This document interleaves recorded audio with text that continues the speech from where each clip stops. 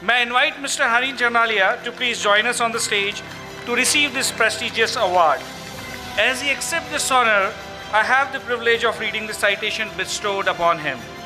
In recognition to his exceptional entrepreneurial leadership, global business acumen, and transformative impact on the telecom and technology sector, Mr. Hani Charnalia, founder and CEO of RIU Global Services Private Limited, is conferred with the Entrepreneurship Award.